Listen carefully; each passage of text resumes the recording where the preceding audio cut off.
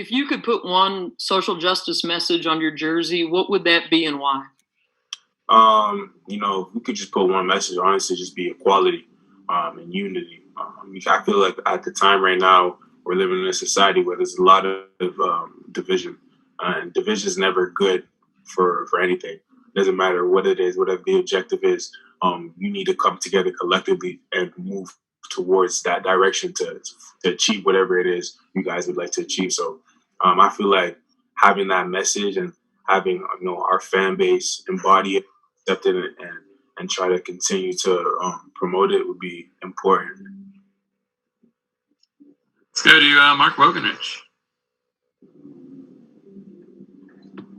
Jesse, I don't know how much special teams you're going to get on, but what do you think of the jersey 0? I love it, and I'm going to be playing on every special teams. I tell Coach Lloyd all the time, I'm a CTG game. I love kickoff return, punt. It doesn't matter whatever he needs me to do. I'll be sure to do it, and do it at a high. What's the significance of it to you? CTG or the number 0? 0. 0. I mean, I'm pretty sure you guys all saw the video that was released yesterday. Same thing. The standard is whether we have linebacker room or it's on the special teams unit. If you're out there and you're in that number 0, people are going to be expecting you to make plays, and that's week to week, game to game, series to series. Be a game changer. Excuse me, and make sure when people see that number 0 on the field, that they make sure to double team, triple team, or make sure they're aware of where you are at all times. So that's what I feel like that number embodies. All right, Donnie Collins.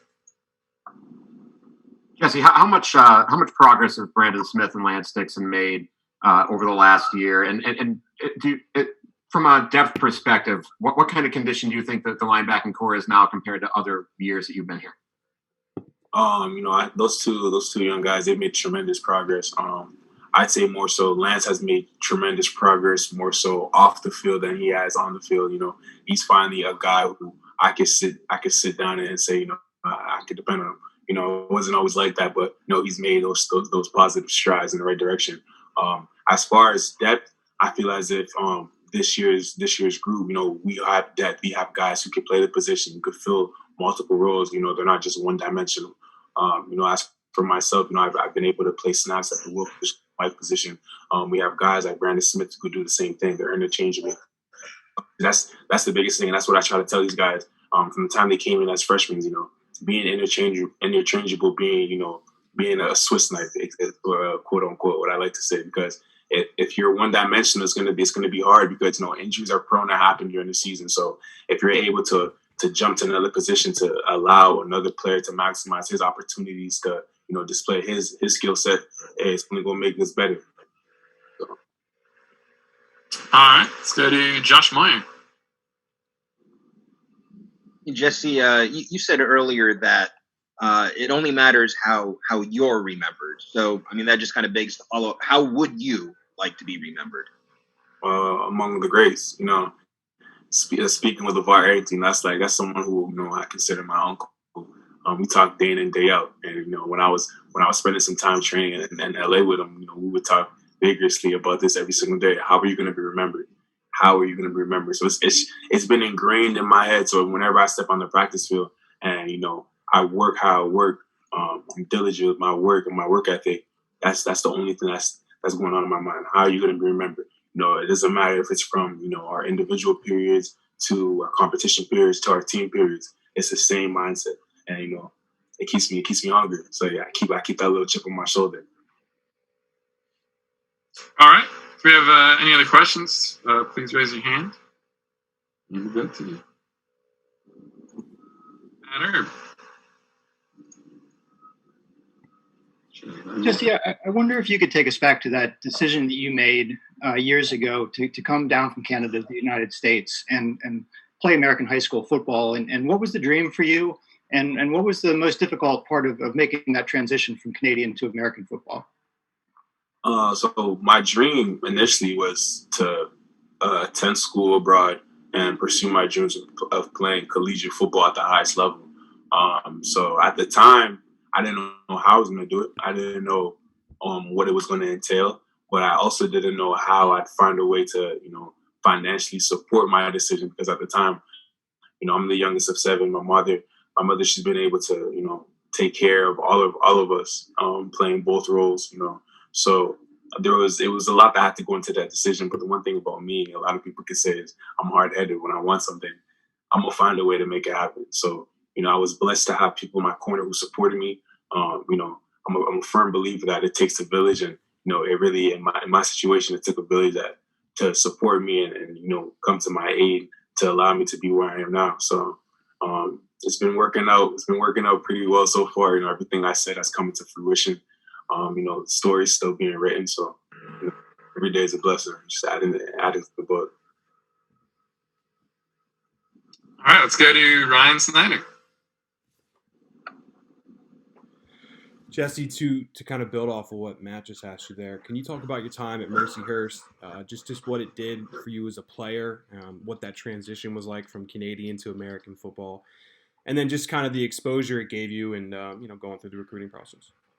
The transition itself wasn't easy. I remember a funny story that always comes to mind whenever I think of it, because when I first transitioned from Canada to America, I was still young yet. I hadn't hit my growth spurt yet, so I was playing safety at the time. And in Canada, as you guys are well aware, the fields are much bigger and wider. So I came down playing safety, and I was like 25 yards away from the ball. So my coach would always look at me like, "Why are you so far away?" So it took some time for me to get adjusted and finally get comfortable, get a good feel for the game. But once it clicked, that was when I started, feeling like myself, getting back to myself and making those plays that allowed me to, start generating some attention from these collegiate coaches, which helped skyrocket my recruitment.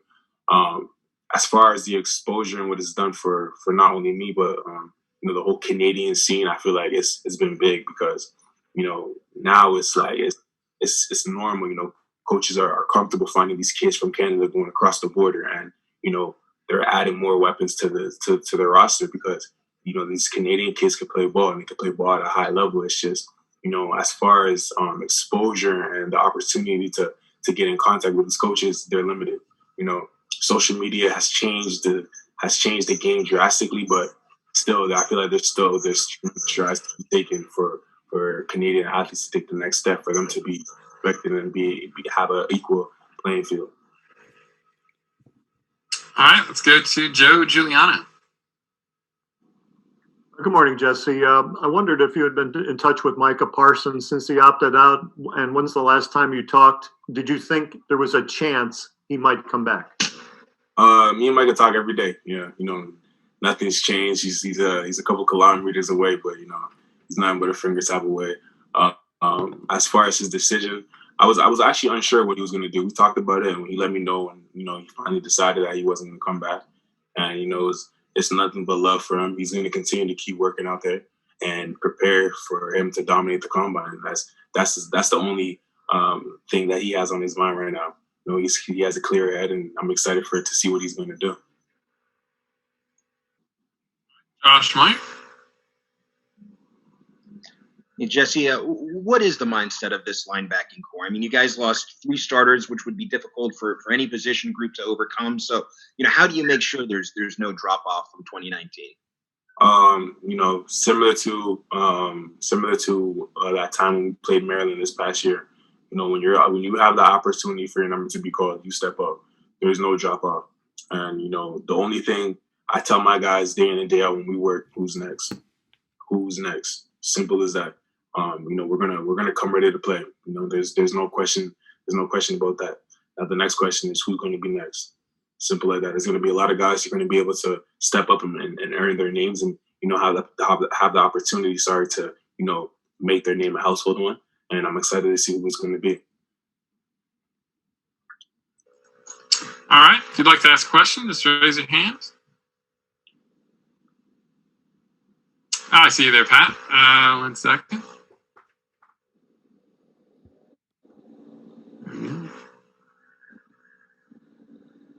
Just want to unmute yourself there, Pat. There you go. Go ahead, Pat. Hey, Jesse, how are you? I'm Pat. Hey, you only have 8 games to kind of achieve your goals this year. Can you talk a little bit about the sense of urgency from day one this year and what that's going to be like for you guys? I mean, 8 games sounds like 8 opportunities for me. We're focused, we're driven. We know what the task is at hand. Indiana. I know you told me we got 8, but the only one that's on my mind right now is Indiana. We've been vigorous with our film study, breaking them down, and just talking situational football, what they like to do, tendencies, and we're gonna take the situation for what it is and make the best out of it. And that's it. All right. You guys see there's 4-minute reminder here that we have 4 minutes left. I will go to Ben Free.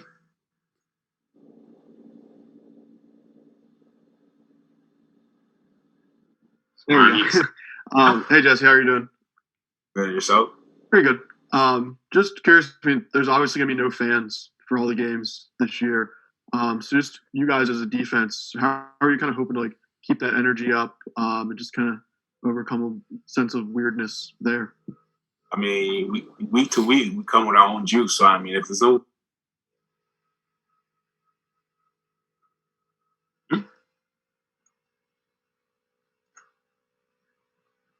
Sorry. I'm sorry, Jesse, that was my fault. I hit the wrong one. Did you hear me? So if you just want to start over, Jesse, that was my fault. I was saying week to week games are going to be played. So, if we're going to lose the opportunity to have fans in the game and, with us, our 107K fans, we love them and we rely on them. But regardless, we're going to find ways to feed off each other and, make sure the guys on the field, they can feed off it and maximize it. All right, we'll go to new bias Wilborn. All right. Oh, hold on. Am I mute? You're good to go. Yeah, it's Wilborn. But the other guy got it first name wrong. You got the last name wrong. But anyway, we're going to get it together. For you, Jesse, when you look at this year, what are some things that made you decide to opt in? And what has it said about your team only really having one guy opt out? I mean, I never opted out, so I was always in. Regardless of, a player's individual situation, we're still going to stay the course of our task. Micah had a tough decision to make, and regardless, a lot of people may try to harp on him for making that decision, but you got to think about it like this: what would you do if you were in his situation?